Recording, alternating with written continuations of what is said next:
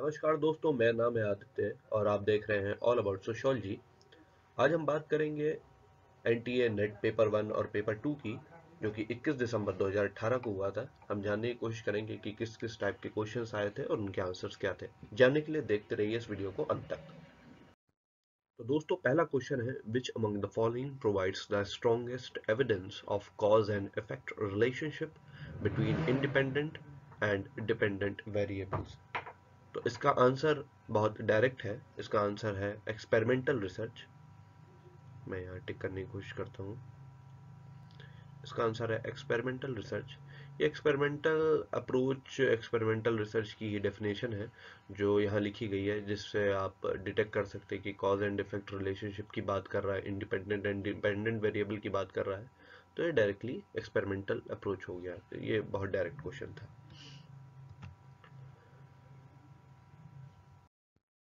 दोस्तों, अगला क्वेश्चन है सुमेलित करने वाला, मैच द फॉलोइंग है, जिसमें हमें सेट 1 को सेट 2 से मिलाना है। और यहाँ पे टीचिंग एड्स दिए गए हैं और number of students in a classroom दिया गया है, और उस हिसाब से हमें मिलाना है कि कौन सा किससे मिलेगा। तो सबसे पहला पढ़ते हैं, small size class of 2-3 students. एक ऐसी क्लास जिसमें सिर्फ 2 ही 3 बच्चे हों, और उसमें पढ़ाने का तरीका जो होगा वो होगा राइटिंग ऑन पेपर। किसी क्लास में अगर 2-3 बच्चे हैं तो टीचर क्या करेगा, टीचर अपने डेस्क के पास बुला लेगा और कॉपी पेन पे वो सारी चीजें हम समझा देगा। क्योंकि 2 ही 3 बच्चे हैं तो पास से ज्यादा अच्छे समझ में आएगा। और इसी के साथ ये क्वेश्चन सॉल्व भी हो जाता है। जैसा कि आप देखेंगे कि फर्स्ट ऑप्शन में फोर्थ दिया गया है ए के लिए, और किसी में भी नहीं दिया गया है। तो यहां से इसका आंसर फर्स्ट हो जाता है पूरा पूरा टिक। बस आपको किसी एक को मैच कराना है और बाकी के सारे मैच कर जाएंगे। यहाँ बी का फर्स्ट के साथ मिलता है। मीडियम क्लास होंगी तो फ्लिप चार्ट से हम पढ़ाएंगे। लार्ज लार्ज क्लास होगी 20 से 25 स्टूडेंट की, तो हम लोग पावर पॉइंट स्लाइड चलाएंगे वहां पर। और एक्स्ट्रा लार्ज होगी तो हम लोग ओवल प्रेजेंटेशन देंगे डिस्प्ले स्क्रीन पर। एक बड़ी स्क्रीन होगी जिसपे सारी वीडियोस और डिजिटल चीजें चलेंगी। तो ये टीचिंग एप्टीट्यूड से क्वेश्चन था। ये क्वेश्चन रिसर्च एप्टीट्यूड से आया है। एक्चुअली जिस कैंडिडेट ने अटेम्प्ट किया था उसने इसे हिंदी में किया था, तो इस वजह से ये वाला क्वेश्चन हिंदी में हमें मिला है। ये क्वेश्चन आसान है। इसमें पूछा गया है, किसी शोध रिपोर्ट में शामिल होते हैं वित्तीय लेखे, प्रारंभिक भाग, उपयोगिता प्रमाण पत्र, शीर्षक पृष्ठ, विषय सूची और अंतिम अध्याय। देखिए, ये रिसर्च रिपोर्ट का क्वेश्चन है। रिसर्च रिपोर्ट जो कि किसी रिसर्च के एंड में दी जाती है, और उसमें क्या क्या होते हैं। सबसे पहला ऑप्शन हमने पढ़ा वित्तीय लेखे। इसका मतलब अकाउंट डिस्क्रिप्शन होता है इंग्लिश में, जो कि किसी भी रिसर्च रिपोर्ट में शामिल नहीं होता है। हम ये नहीं बताते कि हमारे रिसर्च में इतना इतना खर्चा हुआ, हम बिल उसकी रिपोर्ट में नहीं लगाते हैं। हम रिपोर्ट में सिर्फ इतना बताते हैं कि क्या हम खोजने गए थे, क्या हमने पाया, क्या निष्कर्ष निकला, क्या जो सिद्धांत हम प्रूफ करने गए थे या प्रूफ किया जगह जगह से आंकड़े एकत्र करके, वो सही निकला या नहीं। तो ए तो यहाँ पे डिस्क्वालीफाई हो जाता है। तो अगर आप ऑप्शंस की तरफ नजर डालें तो ए वाला तो बिल्कुल ही डिस्क्वालीफाई हो चुका है यहाँ पर। तो अगर ए डिस्क्वालीफाई हो गया तो यहाँ पे बी को चेक करते हैं, प्रारंभिक भाग, यानी कि स्टार्टिंग पोर्शन जो होता है, और स्टार्टिंग पोर्शन शोध रिपोर्ट में होना जरूरी है, जिसके हिसाब से ये सेकंड ऑप्शन यहाँ पे करेक्ट हो जाता है। सेकंड ऑप्शन को देखते हैं, बी डी। डी में शीर्षक पृष्ठ, ये भी होना जरूरी है। ई विषय सूची, इंडेक्स, ये भी होना जरूरी है। और एफ अंतिम अध्याय, ये भी होना जरूरी है।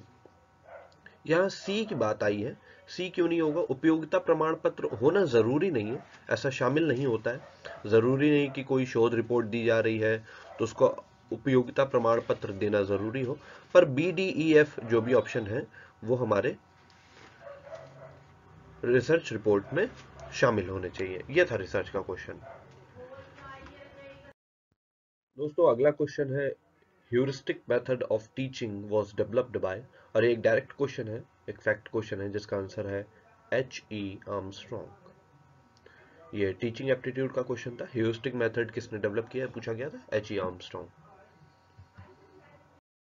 दोस्तों इस क्वेश्चन में पूछा गया है which one of the following is incorrectly matched between the proponent and the theory of the education advocated by him। तो इसमें हमें इनकरेक्ट मैच बताना है, जो कि है प्लेटो का नेचुरलिज्म से। प्लेटो का आइडियलिज्म सही है, नेचुरलिज्म यहाँ पे गलत हो जाता है। डीवी का प्रैग्मेटिज्म और रूसो का नेचुरलिज्म यहाँ पे सही है। तो इस हिसाब से ये वाला गलत है, तो इसका आंसर होगा हमारा टू प्लेटो नेचुरलिज्म।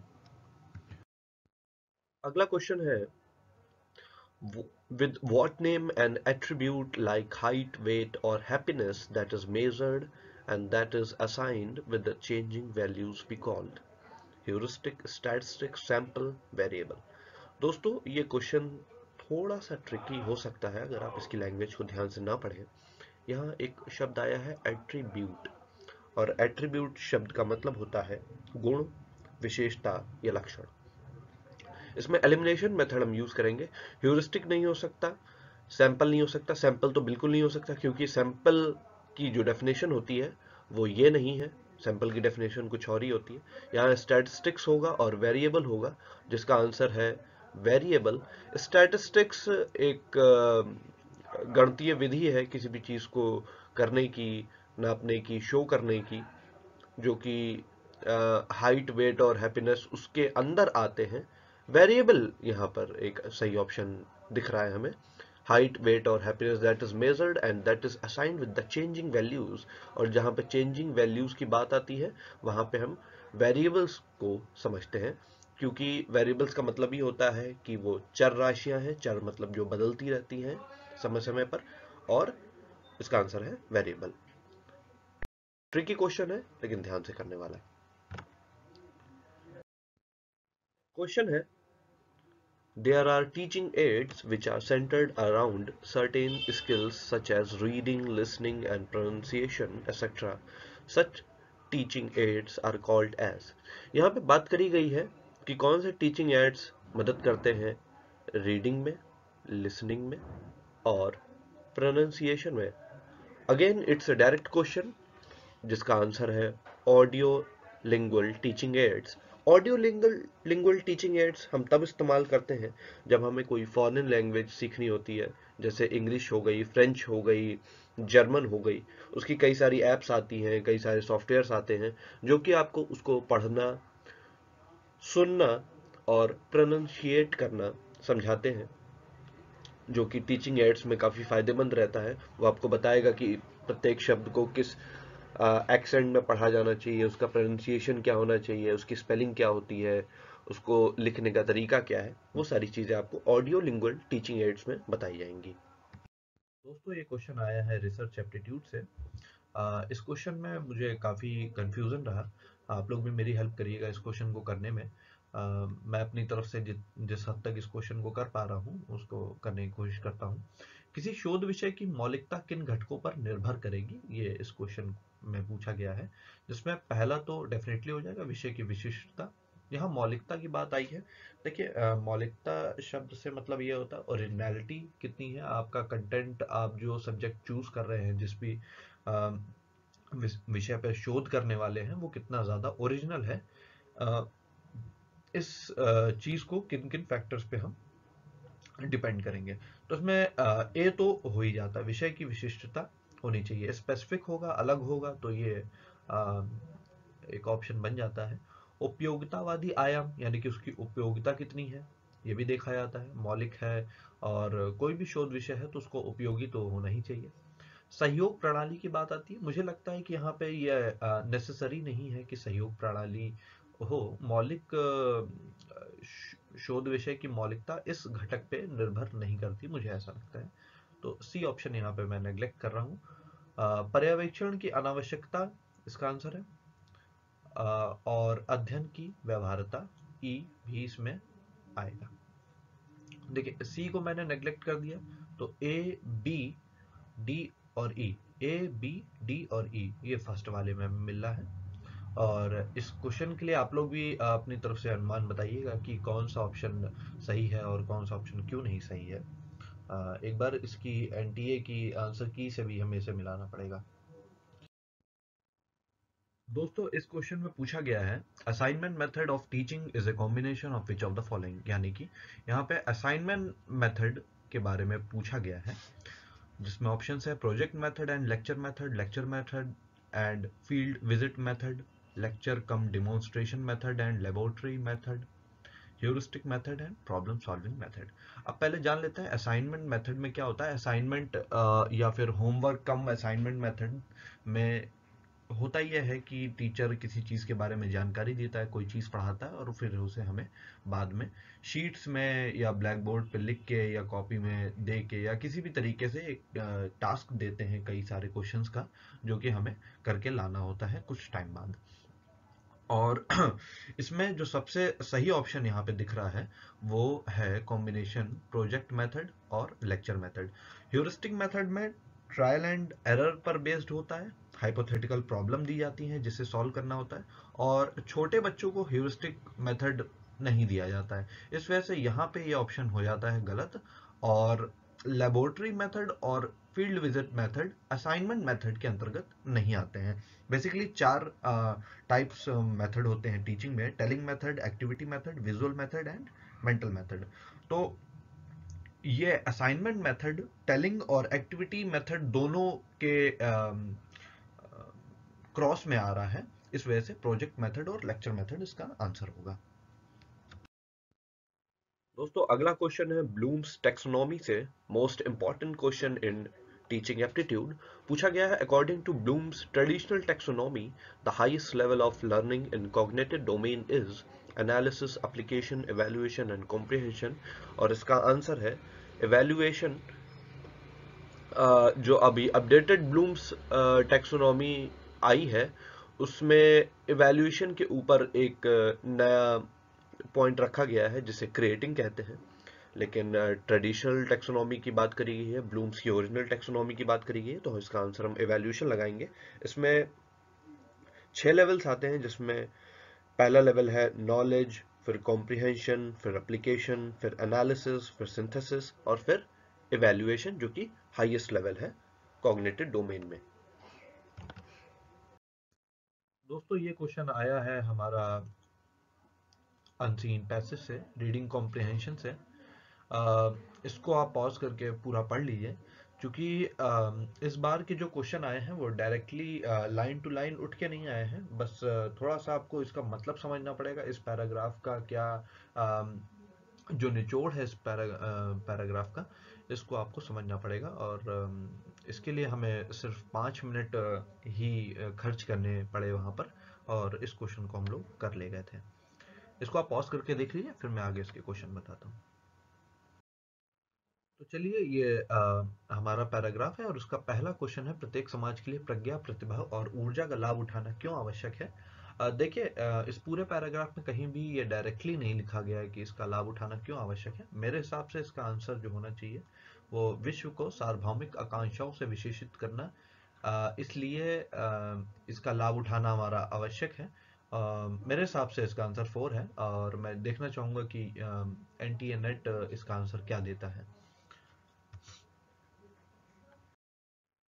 ये है इंग्लिश का पैराग्राफ, वही पैराग्राफ जो अभी हमने पीछे पढ़ा उसको हमने इंग्लिश में कर दिया। इसको भी आप पॉज करके एक बार देख लीजिए। एक क्वेश्चन हिंदी में किया गया था, लेकिन इसे इंग्लिश में। यहाँ पे पूछा गया what is the action of UNESCO in the field of planning, और आप इन दो रेड लाइंस पे देख सकते हैं इसका आंसर।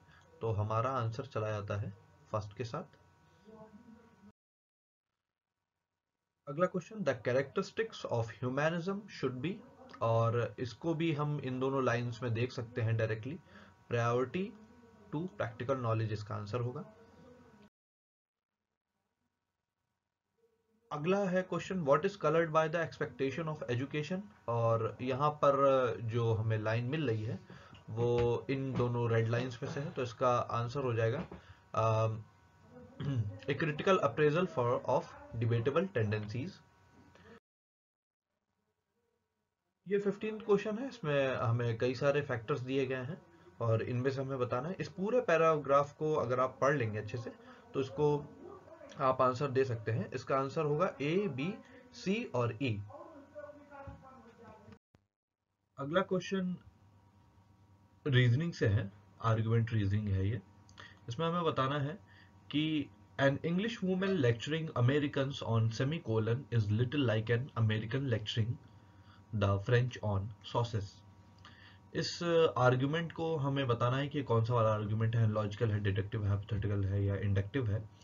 तो इस स्टेटमेंट को ध्यान से देखते हैं। ये स्टेटमेंट पहली बार में थोड़ा सा अजीब सा लगता है, लेकिन जिन लोगों को ध्यान होगा, जो लोग डीप में जानते होंगे इस स्टेटमेंट को, ये लुइस मिनांड का है, ईट्स शूट्स एंड लीव्स में से, जिसमें वो कहना चाहते हैं कि अमेरिकन सेमीकोलन के बारे में और अच्छी तरीके से जानते हैं अगर उनको उस बारे में लेक्चर दिया जाता है। और तो ये ठीक उसी तरीके से होगा जिस तरीके से फ्रेंच लोगों को सॉस पर एक लेक्चर देना, क्योंकि वहाँ सॉस आमतौर पे खाई जाती है, तो लोग जानते हैं उसके बारे में। तो ये यहाँ पर एक एनोलॉजिकल रीजनिंग आर्ग्यूमेंट का क्वेश्चन हो जाता है, जो कि सही भी है। अगर इस क्वेश्चन को इतना डीप में ना भी देखा जाए तो हम यहाँ पे देख सकते हैं कि लिटिल लाइक लग जाने से, यानी कि उसी तरीके से, इसका मतलब है उसी तरीके से लग जाने से, यहाँ पे एनालॉजिकल आर्ग्यूमेंट का भी एक फॉर्म बनाया जा सकता है इससे। तो इसका आंसर है एनालॉजिकल, फर्स्ट वाला। डिडक्टिव नहीं है, हाइपोथेटिकल नहीं है, इंडक्टिव नहीं है। इस क्वेश्चन में पूछा गया है which of the following statement are correct with regard to the truth and validity and logical reasoning, select the correct code from the below. यहाँ पे ट्रूथ और वैलिडिटी की बात करी गई है, लॉजिकल रीजनिंग से ये क्वेश्चन उठ के आया है। अब सबसे पहले हमें जान लेना होगा कि इस क्वेश्चन का आधार क्या है। यहाँ पे दो चीजें जानने वाली हैं, एक है स्टेटमेंट या फिर प्रीपोजिशन, और दूसरी चीज है आर्ग्यूमेंट। कोई भी स्टेटमेंट या तो ट्रू होता है या तो फॉल्स होता है, और कोई भी आर्ग्यूमेंट या तो वैलिड होता है और या तो इनवैलिड होता है। और इसी के साथ ये क्वेश्चन यहाँ पे हमें सॉल्व करना है। तो सबसे पहले ऑप्शन को हम पढ़ते हैं, truth and falsity are the attributes of the individual proportion, it is right, यही होता है। और यहाँ पे डी ऑप्शन हमें मिलता है, validity and invalidity are attributes of an argument, ये भी सही बात है। ये यहाँ पे हमने जान लिया कि कोई भी अगर स्टेटमेंट होता है तो वो या तो ट्रू होता है या फॉल्स होता है। ये इतनी सी बात जानने पर ही ये क्वेश्चन सॉल्व हो जाता है यहाँ पे। और कोई भी आर्ग्यूमेंट या तो इनवैलिड होता है या फिर वैलिड होता है। और इसका आंसर यहाँ पर हो जाएगा ए और डी, सेकेंड आंसर है इसका। ये क्वेश्चन भी लॉजिकल रीजनिंग से आया है। इस क्वेश्चन में पूछा गया है कि FIST को अगर लिखा जाए JMWX की तरीके से, तो BOAT को किस तरीके से लिखा जाएगा। ये क्वेश्चन बहुत आसान है, इसको देखते हैं। F के 4 प्लेस आगे हमें मिलता है J, I के 4 प्लेस आगे मिलता है हमें M, S के 4 प्लेस आगे मिलता है हमें W, और T के 4 प्लेस आगे मिलता है हमें X। तो यहाँ पे 4 प्लस करके प्लेस वैल्यू में हम उसको निकाल सकते हैं। तो इसी तरीके से BOAT का हो जाता है FSEX, फोर्थ आंसर है इसका। दोस्तों ये क्वेश्चन अगेन क्लासरूम, सॉरी, ये क्लासरूम कम्युनिकेशन से नहीं है, कम्युनिकेशन से ही है। इसमें पूछा गया, it is estimated that the meaning derived by the student from the non verbal communication in relation to the verbal communication is. मैं माफ़ी चाहूँगा, इस क्वेश्चन के लिए मैं आंसर नहीं कर पाऊँगा, क्योंकि मुझे कहीं भी अपने नोट्स में, बुक्स में, जहाँ तक मैंने पढ़ा उसमें मुझे कहीं भी इन चारों का कोई भी आंकड़ा मिला नहीं। तो मैं इसका आंसर नहीं दे पाऊंगा, आई एम सॉरी। आप लोग कमेंट सेक्शन में मुझे बता सकते हैं कि इसका आंसर क्या है विद वैलिड रीजंस। ये क्वेश्चन क्लासरूम कम्युनिकेशन से है, जिसमें पूछा गया है कि feedback makes the classroom communication process linear, circular, complete, interactive and disorganised. इसमें से हमें सही कोड को चुनना है और बताना है कि कौन कौन सा होगा। तो देखिए, फीडबैक की बात यहाँ पे आई है, क्लासरूम कम्युनिकेशन की बात आई है, तो फीडबैक क्लासरूम कम्युनिकेशन में सबसे ज़रूरी चीज़ होती है, और वो एक सर्कुलर प्रोसेस होती है। मतलब टीचर पढ़ाता है, फिर हम उसका जवाब देते हैं, फिर टीचर शाबाशी देता है, फिर पढ़ाता है। तो ये एक साइकिल में प्रोसेस चलती रहती है। तो बी तो इसका डेफिनेटली होगा। कंप्लीट भी होती है, फीडबैक्स हमारे क्लासरूम कम्युनिकेशन को एक कंप्लीट भी बनाते हैं। तो इस तरीके से बी और सी तो हमें डायरेक्टली यहाँ पे मिल गए, ठीक है। और डी भी यहाँ पर हमें मिल जाएगा, इंटरेक्टिव भी बनाता है ये। तो इस हिसाब से इसका फर्स्ट ऑप्शन यहाँ पे करेक्ट मिल जाता है हमें। डिसऑर्गेनाइज्ड नहीं होगा और लीनियर नहीं होगा इसमें। इसमें बी सी डी आंसर इसका सही हो जाता है। ये क्वेश्चन क्लासरूम कम्युनिकेशन से पूछा गया है। इसमें पूछा गया प्राइमरी बेस क्या है interpersonal power in relation to the classroom communication में। और इस ऑप्शंस को अगर एनालाइज करते हैं तो इसमें हमें सबसे अप्रोप्रिएट आंसर जो लगता है वो बी डी और ई लगता है। कोएर्सिव पावर जो होता है वो संपीड़न होता है, दबाव वाली शक्ति, और क्लासरूम में किसी भी तरीके की दबाव वाली शक्ति काम नहीं करती है। तो मेरे हिसाब से यहाँ पे कोएर्सिव पावर को हमें नेग्लेक्ट करना चाहिए। तीनों ऑप्शंस में ए है और एक ऑप्शन में नहीं है। और यहाँ पे रिवॉर्ड पावर भी क्लासरूम कम्युनिकेशन में फायदा करता है, और लेजिटिमेट पावर भी होती है, और रिक्रिएशनल पावर यानी कि मनोरंजनात्मक शक्ति भी क्लासरूम में होनी चाहिए, ताकि खेल खेल में भी बच्चे चीज़ों को सीख सकें। दोस्तों ये क्वेश्चन अगेन रीजनिंग से है। यहाँ पे लेटर सीरीज का क्वेश्चन है, ये आसान है। देखिए, इसको इस तरफ से देखने के बजाय इस तरफ से देखना ज़्यादा सही रहेगा। हम इसको इसी तरफ से देखेंगे। यहाँ पे हम देख सकते हैं एफ के आगे जी एच, आई जे, के एल, एम एन, और इसी तरीके से यहाँ पर आना चाहिए डी, डी ई एफ, इस तरीके से होना चाहिए। और इस लेटर से देखें E F G H I, तो इस हिसाब से यहाँ पर भी डी आना चाहिए। तो इसका आंसर है डी डी, जो कि हमारा फर्स्ट ऑप्शन में हमें मिल रहा है, डी डी। ये क्वेश्चन क्लासरूम कम्युनिकेशन से है, हिंदी में है। देखते हैं, कक्षा संप्रेषण के आदर्श प्रस्तुति में शामिल होता है, क्या क्या शामिल होता है?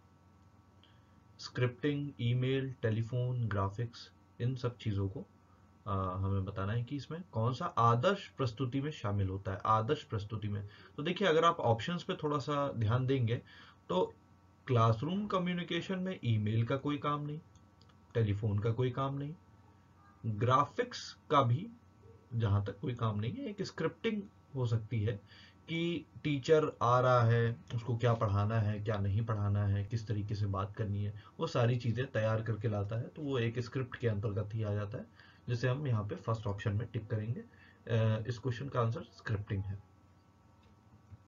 दोस्तों ये क्वेश्चन अगेन रीजनिंग का आया है। इसमें रीजनिंग के काफ़ी क्वेश्चन हमें मिले हैं। इसमें पूछा है कि there are two statements which can't be true together but can be false together. और ये सीधा सीधा कॉन्ट्रेरी स्टेटमेंट की डेफिनेशन होती है कि दो स्टेटमेंट आपस में ट्रू नहीं हो सकते पर दोनों फॉल्स हो सकते हैं। और वो दो स्टेटमेंट होते हैं ऑल के केस के और नो के केस के, जिसमें हमें पहला ऑप्शन दिख रहा है all bats are mammals and no bats are mammals. तो इस हिसाब से ए और डी हमारा सही हो जाता है। ए और डी हमारा फोर्थ ऑप्शन में हमें मिल रहा है, A and D is correct. दोस्तों ये क्वेश्चन क्लासरूम कम्युनिकेशन से आया है, असर्शन और रीजन का।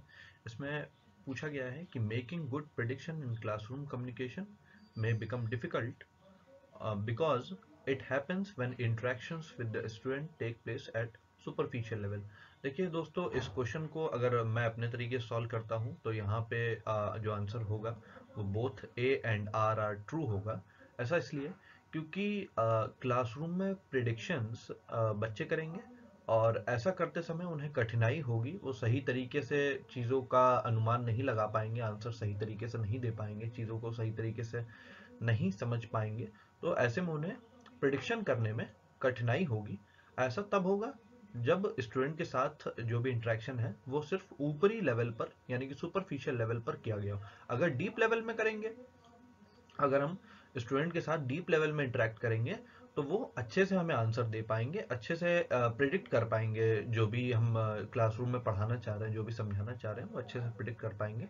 लेकिन अगर सिर्फ सतही लेवल पर हम उनको पढ़ाने की कोशिश कर रहे हैं, उनसे इंटरेक्ट करने की कोशिश कर रहे हैं, सिर्फ ऊपर ऊपर बता दिया, तो ये वाली चीज़ डिफिकल्ट ऑटोमेटिकली हो जाएगी, वो सही तरीके से प्रिडिक्ट नहीं कर पाएंगे। तो मेरे हिसाब से इसका answer A and R true होता है। और मैं चाहूँगा कि एक बार आप लोग खुद भी सोचिए, क्योंकि इस पर यूजी एनटीए नेट क्या आंसर देता है, ये भी एक देखने वाली चीज होगी। ये क्वेश्चन अगेन रीजनिंग से आया है। इस क्वेश्चन में कहा गया, pointing to the photograph of a girl, Sukanya said she is the daughter of the only daughter of my mother, how is Sukanya related to the girl in the photograph. तो इस question में ये कह रहे हैं कि सुकन्या एक गर्ल की तरफ इशारा करते हुए कहती है कि she is the daughter of the only daughter of my mother, यानी कि वो लड़की मेरी माँ की इकलौती पुत्री की पुत्री है। अब मेरी माँ की इकलौती पुत्री तो सुकन्या खुद ही हो गई, और उस लड़की की बेटी जिस गर्ल की तरफ वो इशारा कर रही है वो है। तो सुकन्या उस लड़की से रिलेटेड किस तरीके से हुई, वो मदर रिलेटेड हुई, है ना। इसको आप इस तरीके से देख सकते हैं कि she is the daughter of, she is the daughter of, यानी कि अब मान लीजिए वो गर्ल है, यहाँ पे वो गर्ल है, तो वो किसी की डॉटर हुई। किसकी डॉटर हुई? The only daughter of my mother, किसकी बेटी है? उसकी माँ की इकलौती पुत्री की पुत्री है, ये यहाँ पे कहना चाह रहा है। तो उसकी माँ की यानी कि सुकन्या की माता जी की इकलौती पुत्री कौन हुई? सुकन्या खुद, सुकन्या खुद हुई। और उनकी बेटी हुई वो लड़की जिसके बारे में वो बात कर रही थी। तो यहाँ पे मदर का रिलेशन निकल के आता है। दोस्तों अगला क्वेश्चन है, among the following which one of the argument is rooted in empirical investigation, और ऑप्शन है hypothetical, implicative, deductive और inductive। इसका आंसर है यहाँ पे inductive। देखिए यहाँ पे बात की जा रही है वो कौन सा आर्गुमेंट है जिसमें इंपेरिकल इन्वेस्टिगेशन की बात की जाती है। इंपेरिकल का मतलब अनुभवजन्य सिद्ध ढंग से। इस तरीके की इन्वेस्टिगेशन इंडक्टिव आर्ग्यूमेंट्स में ही की जाती है, इंडक्टिव रीजनिंग में की जाती है। इंडक्टिव का मतलब ही यही होता है कि पहले आप उन चीज़ों को अनुभव करें, उन चीज़ों को अलग अलग जगहों पे फील करें और फिर उसके हिसाब से एक सिद्धांत प्रतिपादित करें, तो उसका आंसर इंडक्टिव हो जाता है। ये क्वेश्चन एक सीधा सीधा क्वेश्चन यहाँ पूछा गया है, which one of the following is known as the fourth state, चौथा स्तंभ किसे कहा गया है? और चौथा स्तंभ कहा गया है मीडिया को। दोस्तों ये क्वेश्चन भी रीजनिंग से है, नंबर सीरीज का क्वेश्चन है। और मेरी आपसे रिक्वेस्ट रहेगी कि इस क्वेश्चन को आप लोग खुद से करने की कोशिश करिए, क्योंकि ये क्वेश्चन आसान भी है और अगर कठिन भी है तो आप थोड़ी सी मेहनत से इस क्वेश्चन को खुद से समझ सकते हैं, खुद से लगा सकते हैं। मुझे कमेंट सेक्शन में बताइएगा किस क्वेश्चन को आपने किस तरीके से किया। आपकी आसानी के लिए मैं इसका आंसर बता देता हूँ, उसका आंसर 3 है। लेकिन आपको पता होना चाहिए कि यहाँ पे 3 क्यों आ रहा है, इस सीरीज में क्या पैटर्न फॉलो हो रहा है, ये आप खुद से करिए। दोस्तों ये है हमारा रीजनिंग से क्वेश्चन। इसको मैंने अपने तरीके से सॉल्व करने की कोशिश करी है। कुछ लोग वो कट वाला मेथड भी अपनाते हैं, मुझे वो समझ में नहीं आता है। मैं ये सिलोजिज्म सर्कल्स वाला मेथड यूज करता हूँ। देखिए पहला स्टेटमेंट इसमें दिया गया है, all mammals are warm blooded animals. तो इसके लिए ये डायग्राम बन जाएगा, all mammals are warm blooded animals, mammals अंदर, वार्म ब्लडेड एनिमल्स बाहर। और ये कहा गया no lizard are warm blooded animals. तो no lizard are warm blooded animals, इनमें और इनमें कोई भी कनेक्शन नहीं है। No lizard are warm blooded animals, okay. यहाँ कंक्लूजन देखते हैं, नो लिजार्ड्स आर मैमल्स, कोई भी लिजार्ड मैमल नहीं है, ये ठीक हो जाता है यहाँ पे। सम लिजार्ड आर नॉट मैमल, कुछ लिजार्ड जो है वो मैमल नहीं है। अगर सभी लिजार्ड मैमल नहीं है तो कुछ लिजार्ड भी, मान लीजिए ये कुछ लिजार्ड है, ये मैमल नहीं है, ये भी ठीक है। No warm blooded animals are lizard, कोई भी वार्म ब्लडेड एनिमल लिजार्ड नहीं है, ठीक है। अगर कोई भी लिजार्ड को वार्म ब्लडेड एनिमल से मतलब नहीं है तो कोई भी वार्म ब्लडेड एनिमल को लिजार्ड से भी मतलब नहीं है, ये भी सही हो जाता है। All warm blooded animals are mammals, all warm blooded animals are mammals, नहीं ऐसा नहीं है। इतने जो हैं वो सिर्फ वार्म ब्लडेड एनिमल्स हैं, वो मैमल्स नहीं है। ये जो ये पोर्शन दिख रहा है आपको खाली खाली, ये वाला, तो इसलिए ये वाला गलत हो जाता है। अब देखिए ऑप्शन में मुझे ये तीनों मिल रहे हैं, फर्स्ट भी मिल रहा है, सेकंड भी मिल रहा है, थर्ड भी मिल रहा है। मुझे नहीं पता कि यहाँ पे एनटीए ने किस तरीके से ऑप्शन बनाए हैं, लेकिन जो कॉन्सेप्ट मैंने पढ़े हैं बुक्स में और बाकी जगहों से, उनमें ये तीनों ऑप्शन यहाँ पे सही हो जाते हैं। आप कमेंट सेक्शन में मुझे बताइएगा कि इसमें से कौन सा ऑप्शन क्यों सही नहीं होगा, और ये सिलोजिज्म सर्कल मेथड से आप मुझे करके बताने की कोशिश करिएगा। मेरे हिसाब से यहाँ पे फर्स्ट सेकंड थर्ड तीनों सही हैं, तो आप चाहे तो फर्स्ट या सेकंड पे भी टिक लगा सकते हैं और फर्स्ट और थर्ड पे भी टिक लगा सकते हैं। शायद ये क्वेश्चन गलत हो, तो इसके लिए यूजीसी नेट एनटीए सभी को आंसर प्रोवाइड करेगा और नंबर भी। दोस्तों ये क्वेश्चन है डाटा इंटरप्रिटेशन का। इस बार डाटा इंटरप्रिटेशन पिछले सालों के मुकाबले थोड़ा सरल आया था, कि किसी भी डाटा इंटरप्रिटेशन के कठिन या सरल होने की जो एबिलिटी चेक करी जाती है वो इस हिसाब से चेक की जाती है कि उसमें कितना टाइम लग रहा है, क्या आपको कोई एक नया कॉलम तो नहीं बनाना पड़ रहा है, क्या आपको जो भी डाटा दिया गया है उसमें ज़्यादा मैनिपुलेशन करना पड़ा है, ज़्यादा कैलकुलेशन है, टाइम टेकिंग है। तो इस वजह से वो डीआई कठिन हो जाता है। डीआई आप सभी सॉल्व कर सकते हैं अगर आपको अनलिमिटेड टाइम दिया जाए, लेकिन ये लिमिटेड टाइम की वजह से और ज़्यादा काम करने की वजह से आसान या कठिन हो जाता है।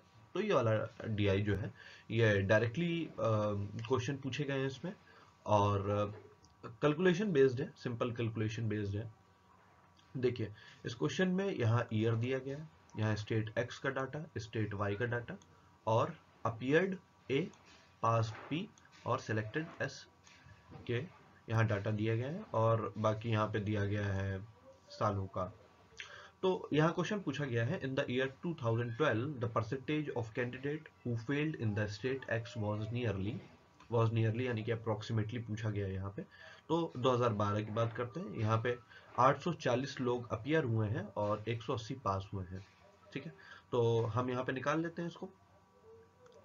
180 पास हुए हैं और 840 लोग बैठे हैं। तो पहले हम लोग पासिंग परसेंटेज निकाल लेते हैं। तो 100 में से अगर पासिंग परसेंटेज माइनस कर दें तो हमें फेल परसेंटेज मिल जाएगा। ये एक डायरेक्ट क्वेश्चन मिलता है हमें यहाँ से, और इसकी कैलकुलेशन आप कर लीजिएगा। तो इसकी कैलकुलेशन में आता है 22.5%, यानी कि 22.5% लोग ही पास हो पाते हैं, और इस हिसाब से जो फेल परसेंटेज आता है वो आपका आता है 77.5, which is nearly equals to 80%। तो हमारा थर्ड ऑप्शन जो है वो आंसर हो जाता है।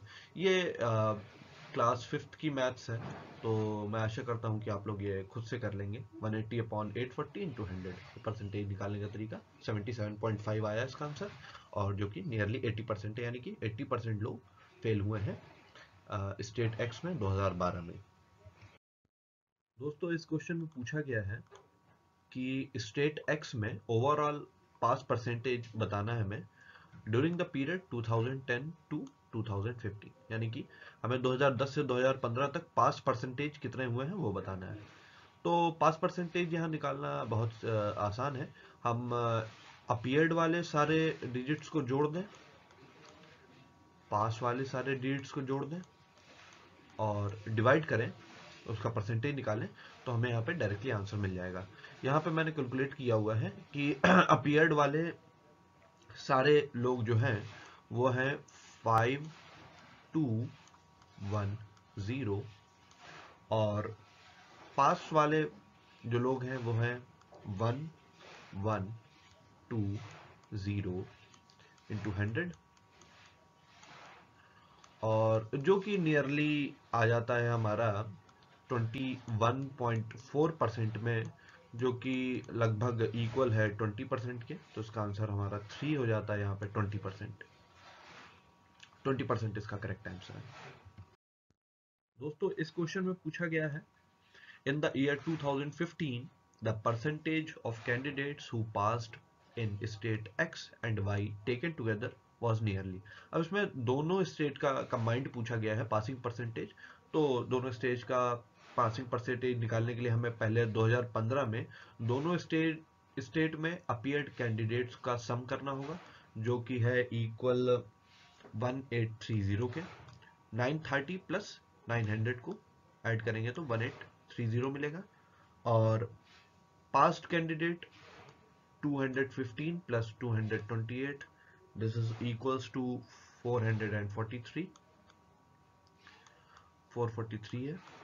और यहाँ पे परसेंटेज निकालेंगे तो जो कि इक्वल आता है 24.2 के, जो कि नियरली इक्वल है 25% के। इसका आंसर हो जाता है सेकेंड 25%। देखिए इसमें आपको बहुत ज़्यादा डीप कैलकुलेट करने की ज़रूरत नहीं है। अगर आपके थोड़े भी इनिशियल्स में आ जाते हैं तो ऑप्शंस के वेरिएशन इतने हैं कि आपको डायरेक्टली 25% टिक करने में ज़्यादा कठिनाई नहीं होगी। और ये कैलकुलेशन भी कोई इतनी ज़्यादा डीप नहीं है, बस आपको सीधे सीधे जोड़ना है और परसेंटेज निकालना है। दोस्तों ये क्वेश्चन उस वाले डीआई से नहीं है, यहाँ पे थोड़ा सा इंटरफेस चेंज किया गया है। ये बेसिकली दूसरा क्वेश्चन ही आ जाता है। इस क्वेश्चन को देखते हैं। इसमें एक बॉक्स दिया गया है, दो सर्कल दिए गए हैं, स्टूडेंट फ्रॉम स्टेट एक्स और स्टूडेंट फ्रॉम स्टेट वाई दिया गया है, और ये है number of student in the class. ठीक है, इसमें हमें दे रखा है स्टूडेंट इन द क्लास 1000 है, number of student in the class state x में 200 है, स्टेट वाई में 300 है। ठीक है, तो डाटा इस तरीके से दिया गया है। और अब हमने इसके आगे दो क्वेश्चन बताने हैं इसी डायग्राम से। दिक्कत वहां पे आ रही थी कि दोनों तरफ हमें स्क्रॉल करना पड़ रहा था ऊपर नीचे, तो ये दिक्कत एक कंप्यूटर में आती है। लेकिन इस दिक्कत से उबरने के लिए आपको थोड़ी थोड़ी कंप्यूटर पर प्रैक्टिस करनी शुरू कर देनी चाहिए। और जो लोग कंप्यूटर फैमिलियर थे उन लोगों को ये चीज़ आसान लगी। क्वेश्चन भी ज़्यादा डिफिकल्ट नहीं था। क्वेश्चन देखते हैं। Suppose that 40% of the student in the class are female student. अब पहले से स्टेटमेंट को समझ लेते हैं। वो कह रहा है 40% स्टूडेंट जो है वो क्लास में वो फीमेल स्टूडेंट है। पहले ही हमें दे रखा है कि 1000 स्टूडेंट्स हैं क्लास में, तो अगर उसमें 40% अगर हम फीमेल स्टूडेंट मान लें, यानी कि हमारे पास हैं 400 फीमेल स्टूडेंट। इसमें कोई ज़्यादा मैथ नहीं है, सिंपल सी मैथ है। 1000 का 40% 400 होगा। अब वो यहाँ पे कह रहा है कि स्टेट एक्स में अगर 50 फीमेल्स हैं, स्टूडेंट्स हैं, स्टेट वाई में अगर 180 फीमेल स्टूडेंट हैं, then what is the number of female student from the other states in the class. अब यहाँ पे अदर स्टेट्स क्या है ये जानने की बात है। स्टेट एक्स तो ये हुआ हमारे पास, स्टेट वाई ये हुआ, जो अदर स्टेट की बात की जा रही है वो ये है। ये जो खाली पोर्शन छूटा हुआ है आपका, ये है आपका अदर स्टेट। ये पूरा का पूरा जो इन दोनों गोलों को छोड़ के इस बॉक्स में जो भी खाली जगह बची है वो है हमारा अदर स्टेट। तो इसको कैसे निकालेंगे, देखिए सबसे पहले हम देख लेते हैं कि एक्स और वाई में टोटल फीमेल स्टूडेंट कितनी है। तो एक्स और वाई में फीमेल स्टूडेंट टोटल है 50 प्लस 180, जो कि हो जाता है 230। 230 हमारे पास एक्स और वाई की मिला के है। 400 हमारे पास टोटल था, तो 400 में से अगर हम 230 को माइनस कर दें तो हमारे पास बाकी बचे हुए स्टेट्स की फीमेल स्टूडेंट्स का नंबर आ जाएगा, जो कि एग्जैक्टली इक्वल है 170 के। थर्ड ऑप्शन हमारा यहाँ पे मिल जाता है। दोस्तों ये क्वेश्चन में पूछा गया है, what is the percentage of student from the states other than पूछा है एक्स और वाई के बाहर के, other than X and Y in the class, यानी कि टोटल स्टूडेंट कितने हैं उनका परसेंटेज क्या है एक्स और वाई के अलावा। तो पहले हमने देखा कि एक्स में यहाँ पे 200 है, वाई में 300 है, टोटल स्टूडेंट हैं क्लास में 1000। तो x और y को अगर हम प्लस करते हैं तो हमारे पास आता है 500। 500 बच्चे x और y के हैं, तो बाकी बच्चे किसके हुए, बाहर के, other then state x and y के हुए। तो 500 माइनस 1000 दैट इज 500, और वो 500 1000 का कितना परसेंट है, वो है 50%, यानी कि other than X and Y in the class में 50% आपका राइट आंसर हो जाएगा। ये एक सिंपल क्वेश्चन था, इसमें पेन और पेपर की भी ज़रूरत नहीं पड़ेगी। 200 प्लस 300 500, 500 स्टूडेंट्स आपके यहाँ से हो गए, यहाँ से, तो बाकी बच्चे बच्चे यहाँ से हो गए, और 500 1000 का 50% होता है। आंसर है थर्ड। दोस्तों ये क्वेश्चन एनवायरमेंट से है, उसमें पूछा गया है बेहतर वर्षा वन क्षेत्र की कटाई दीर्घावधिक प्रभाव है, यानी कि वन क्षेत्रों की कटाई से क्या प्रभाव पड़ते हैं। आप ये सिंपली देख सकते हैं कि मृदा अपरदन में वृद्धि हो जाती है। इन क्षेत्रों में वर्षा अधिक होगी, ऐसा तो नहीं होगा, वन क्षेत्रों की कटाई से वर्षा अधिक नहीं होती है। वायु में कार्बन डाइऑक्साइड की घटी हुई मात्रा, ये भी गलत हो जाता है। निचली भूमि में बाढ़ आने की घटना में कमी, ये भी गलत हो जाता है। तो इसका सही आंसर है वन मृदा अपरदन में वृद्धि। दोस्तों ये क्वेश्चन एनवायरमेंट से पूछा गया है यूजीसी में एनटीए नेट में। इस क्वेश्चन में पूछा गया है, तीन स्टेटमेंट दिए गए हैं और हमें बताना है कि कौन सा करेक्ट है कौन सा नहीं है। फर्स्ट स्टेटमेंट है the radiation reflected back to the atmosphere is called albedo. ये ट्रू है। अल्बीडो कहा जाता है उस रेडिएशन को जो रिफ्लेक्टेड बैक होती है। Atmosphere is essential in maintaining the heat balance of the body. Okay, this is also correct. ये ज़रूरी है कि एटमॉस्फेयर रहे हीट बैलेंस करने के लिए। और तीसरा है the heat and sunlight both pass through the atmosphere, it is also true. तो यहाँ पर हमारा ऑप्शन हो जाएगा A, B and C. Simple geography का क्वेश्चन है ये, जिसमें तीनों स्टेटमेंट हमारे करेक्ट मिलते हैं। ये क्वेश्चन आया है कंप्यूटर से और इसमें पूछा गया है firewalls are used to protect a computer on a network against, और इसका सीधा सीधा आंसर हो जाता है अनऑथराइज्ड अटैक्स। फायरवॉल का काम ही यही होता है कि वो एक अनऑथराइज्ड अटैक से कंप्यूटर को बचाए। Option number 4 is the correct. SIM की डेफिनेशन पूछ ली गई है यहाँ पे। इंफॉर्मेशन एंड टेक्नोलॉजी से क्वेश्चन है। SIM means subscriber identity module. इसकी सही फुल फॉर्म है ये सब्सक्राइबर आइडेंटिटी मॉड्यूल। फोर्थ दोस्तों इस क्वेश्चन में पूछा गया है असर्शन और रीजन का क्वेश्चन है environmental and social impact assessment never overlap with each other. यहाँ पे एनवायरमेंटल इम्पैक्ट असेसमेंट और सोशल इम्पैक्ट असेसमेंट की ये बात कर रहे हैं और ये कह रहे हैं कि ये दोनों कभी भी ओवरलैप नहीं करते एक दूसरे को, जो कि मुझे लगता है कि पूरी तरीके से गलत है। इन्वायरमेंटल और सोशल इम्पैक्ट असेसमेंट एक दूसरे को ओवरलैप करते हैं, इनके रीजन ओवरलैप्ड होते हैं, क्योंकि इन्वायरमेंट और सोसाइटी का एक ऐसा जोड़ मिलता है हमें जो कि कभी भी अलग नहीं किया जा सकता। एनवायरनमेंट को और सोशल लाइफ को और उसके असेसमेंट्स को किसी भी तरीके से अलग नहीं किया जा सकता। तो ए मुझे यहाँ पे फॉल्स दिखाई दे रहा है, असर्शन फॉल्स हो जाता है और इसी के साथ ये क्वेश्चन फर्स्ट ऑप्शन की तरफ चला जाता है, A is false but R is true. दोस्तों ये क्वेश्चन पूछा गया है हमारा एजुकेशन से, जिसमें पूछा गया है कि विच scheme of government of India was launched for the development of secondary education in public school. जिसका आंसर है राष्ट्रीय माध्यमिक शिक्षा अभियान। ये क्वेश्चन आया है कंप्यूटर से और इसमें पूछा गया है कि in comparison to secondary storage the primary storage is. यहाँ पे प्राइमरी स्टोरेज और सेकेंडरी स्टोरेज की बात की गई है। प्राइमरी स्टोरेज हमारा रैम होती है और सेकेंडरी स्टोरेज हमारी हार्ड डिस्क होती हैं, जो कि प्राइमरी स्टोरेज जो होती है वो ज़्यादा फास्ट होती है और ज़्यादा एक्सपेंसिव भी होती है। हार्ड डिस्क से तो रैम ज़्यादा ही महंगी होती है, तो इस वजह से इसका आंसर 3 हो जाता है। दोस्तों ये क्वेश्चन फिर से इन्वायरमेंट का क्वेश्चन आया है। यहाँ पे पूछा गया है international drinking water supply and sanitation decade was observed between, और इसका आंसर है 1981 से 1990 तक। फर्स्ट वाटर डिकेड यहाँ पे हुआ था 1981 से 1990 तक, जिसे यूनाइटेड नेशन ने मनाया था साफ पानी और सैनिटेशन के लिए।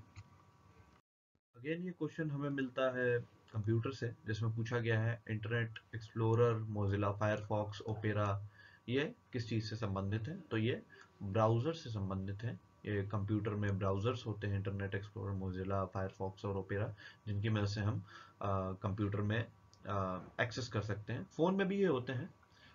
फ़ोन में आपको ज़्यादातर ओपेरा दिखता है और क्रोम दिखता है, जो कि ब्राउज़र होते हैं। सिस्टम सॉफ्टवेयर नहीं होते, वेब सर्वर नहीं होते, एप्लीकेशन सॉफ्टवेयर नहीं होते हैं।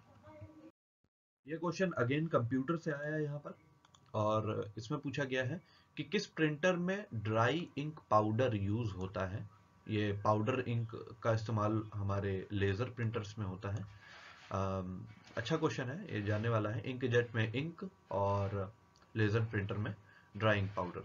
डॉट मैट्रिक्स और थर्मल प्रिंटर में इस तरीके की कोई भी टेक्नोलॉजी नहीं होती है, तो इसका आंसर है laser printer. Which of the following envisaged a common educational structure like 10 plus 2 plus 3 as a common core in the curriculum program? और जैसे ये 10 plus 2 plus 3 प्रोग्राम की बात आती है, यहाँ पे कोठारी कमीशन हमारा सही आंसर हो जाता है। In which year Secondary Education Commission was appointed under the chairmanship of Dr. A.L. Mudaliar? और इसका आंसर है 1952। इस क्वेश्चन में पूछा गया है the Washington accord an international agreement for engineering accreditation bodies has an Indian representation through, यानी कि इंडियन रिप्रेजेंटेशन पूछ रहा है और यहाँ पे आता है national board of accreditation, NBA। दोस्तों ये क्वेश्चन पूछा गया है एजुकेशन से। National education day is celebrated every year on November 11। मौलाना अब्दुल कलाम आज़ाद के बर्थ एनिवर्सरी के रूप में इसको मनाया जाता है, जो कि 11 नवंबर है। दोस्तों ये क्वेश्चन पूछा गया है एनवायरमेंट से और इसमें पूछा गया recent study showed that river Ganga will not flow cleaner in the near future, which of the following reasons is false? यहाँ पे वो स्टेटमेंट हमें पता लगाना है जो फॉल्स है। देखिए, रिवर गंगा आगे साफ नहीं रहेगी, इसमें इन तीनों कारणों का हाथ है। Failure of treatment plants, thinning of flow rate of the river and increase in sewage. Climate change से रिवर गंगा के फ्लो पे कोई असर नहीं पड़ता है और ना ही पड़ना चाहिए, क्योंकि क्लाइमेट में ऐसे कोई ड्रास्टिक चेंज भी नहीं आए हैं कि वो रिवर गंगा को फ्लो साफ फ्लो होने से रोके। तो इसका आंसर हो जाता है फर्स्ट, क्लाइमेट चेंज। दोस्तों इसी के साथ हमारे फर्स्ट पेपर की एनालिसिस यहीं खत्म होती है। हमने पूरे 50 क्वेश्चन डिस्कस किए। कुछ एक क्वेश्चंस में मुझे डाउट है और मैं चाहूँगा कि उसकी कंफर्मेशन एनटीए द्वारा ही दी जाए। कई क्वेश्चन में सब्जेक्टिव मीनिंग भी रहते हैं कि मेरा मानना ये है, मैंने जिस तरीके से पढ़ाई करी है, जिस तरीके से बुक्स में लिखा है, और एनटीए आंसर उसका कुछ और देता है। कई बार क्वेश्चन भी गलत होता है, हम लोग उलझ जाते हैं। तो लेकिन ज़्यादातर आंसर मैंने एनालिसिस करके दिए हैं, तो आप चाहें तो अपनी आंसर की से उसको मैच कर सकते हैं। और जिन जिन लोगों का जेआरएफ हो रहा है इस बार, कॉन्ग्रेचुलेशंस। नेट वालों को भी, जिनका नेट क्वालिफाई हो रहा है उन सभी को कॉन्ग्रेचुलेशंस, और जिनका नहीं भी हो रहा है तो वो लोग कोई बात नहीं, चीज़ों को एनालाइज करें, गलतियां देखें कहाँ कहाँ हुई हैं और एक बार फिर से प्रयास करें। Thank you. और इसकी पेपर 2 के एनालिसिस में जल्दी ही डालूंगा। आंसर की भी आ जाए तो उसमें थोड़ा आसानी रहेगी कि एकदम श्योर शॉर्ट आंसर बता सकते हैं, क्योंकि कई कई बार सब्जेक्टिव मीनिंग हो जाते हैं, उसमें ऑब्जेक्टिव मीनिंग नहीं रह जाते हैं। इस वजह से मिलते हैं नेक्स्ट वीडियो में। Thank you. और शेयर एंड सब्सक्राइब करना ना भूलिए। आप कमेंट में बताइएगा कि ये वीडियो में आपको कैसा लगा। Thank you.